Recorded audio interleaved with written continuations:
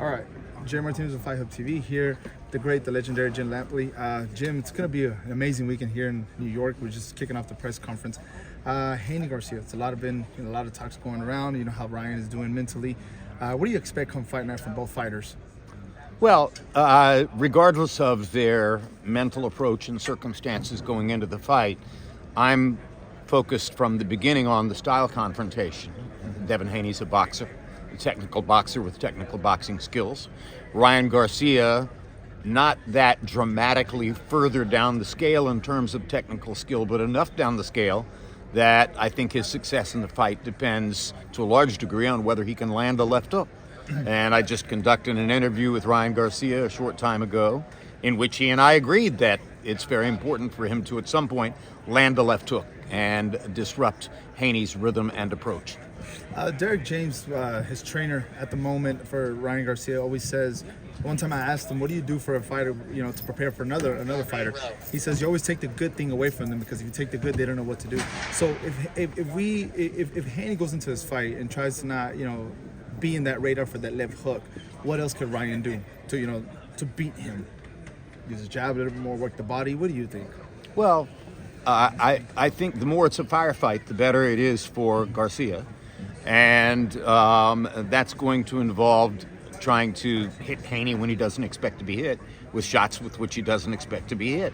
So if you were betting the percentages and you were looking for what's most likely to happen in the fight, I think what's most likely to happen in the fight is that the better boxer outboxes the lesser of the two boxers. And conventional wisdom is that means a Haney victory that sends him on toward perhaps bigger identity in the sport. Mr. Lampley, adding to what Jay was saying earlier about the build-up to this fight, that to me it seems like a very non-traditional build-up. There's a lot of animosity, but not just that, some of the erratic talking of, Ryan Garcia. Do you think that's good for boxing, or is it a negative? Doesn't matter whether it's good or bad. The old traditions are out the window. The world in which I lived, one major purveyor of fights, HBO, challenged a lot of the time by Showtime, that world is gone. And now we have a more event by event rhythm and momentum for the sport. And you have people going not through conventional media to get attention, but developing their own audiences via social media. Ryan Garcia is a perfect example of all that. So the world in which I lived is gone. And therefore, I'm commenting speculatively on a world which I, to some degree, don't understand. I don't have a social media presence. I don't read or consume social media on a daily basis. What Ryan Garcia does amounts to strange alchemy from my perspective, but it's exactly what a large percentage of the audience wants and feasts upon.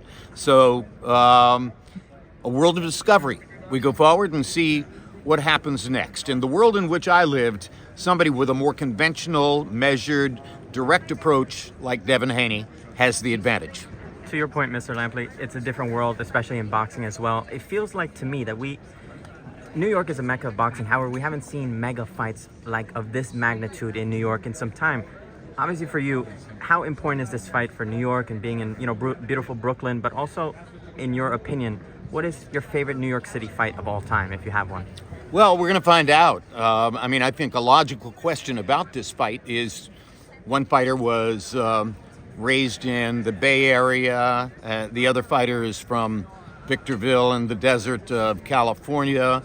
One fighter comes from a very traditional boxing marketplace, the African-American community. The other comes from the constantly growing marketplace of Latino Americans, et cetera, et cetera. Why is this fight in New York? Why is this fight in Brooklyn?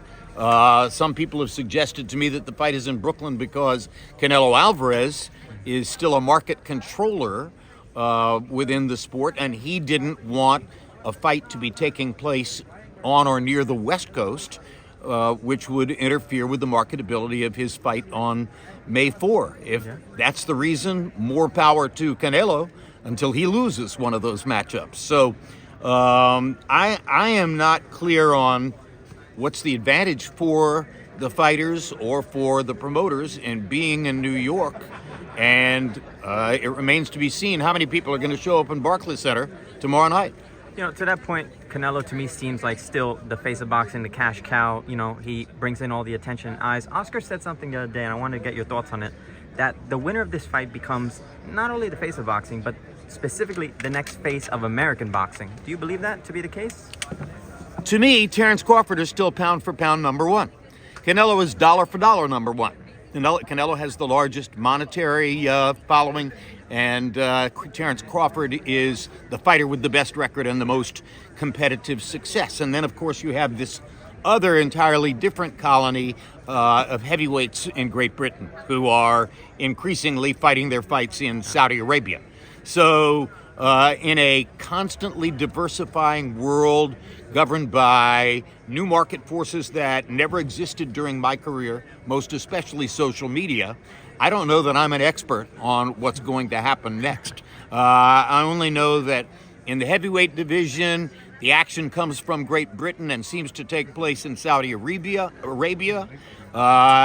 At the top of the sport where Canelo exists, the action is how long can he keep winning, and winning on certain pay-per-view outlets. And then at the pound-for-pound level, what happens with Crawford and the other people who might be in position to fight him. While I'm on the same topic of, speaking of Canelo, that fight's coming up against Munguia. I'm sure a lot of people ask you for your breakdown. What do you think of that fight? Munguia looked better with Freddie Roach this time, actually using more hip movement, not going backwards like previously with the direction of Eric Morales. So what kind of fight are we expecting with Canelo and a young, hungry Jaime Munguia come May 4th, if I'm not mistaken, May 4th? Yeah. Well, I'm sure Canelo expects that he's going to hit Munguia more and more easily than Munguia can hit him, and that he's ultimately going to be disposing of a lesser opponent.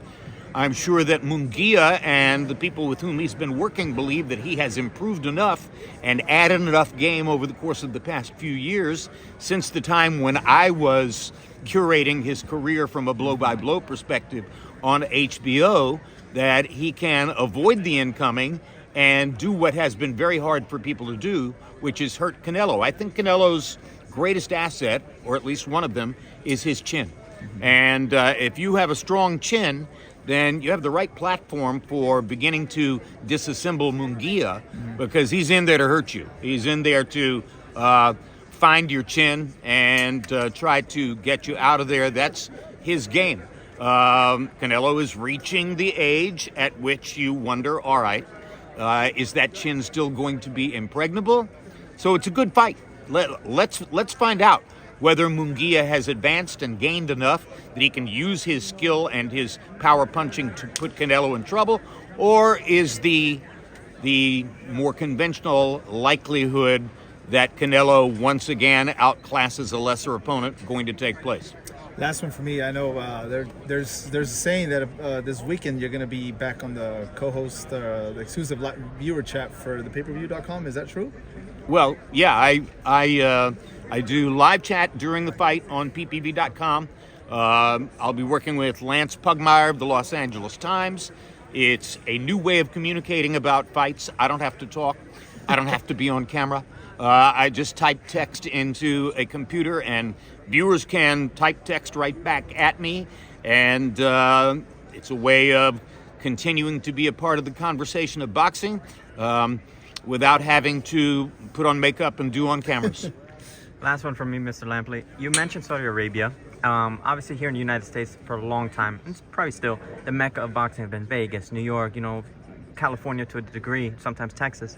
Do you feel from the small sample size that Saudi Arabia has provided to us that it's clear that that might be one of the emerging meccas of boxing moving forward?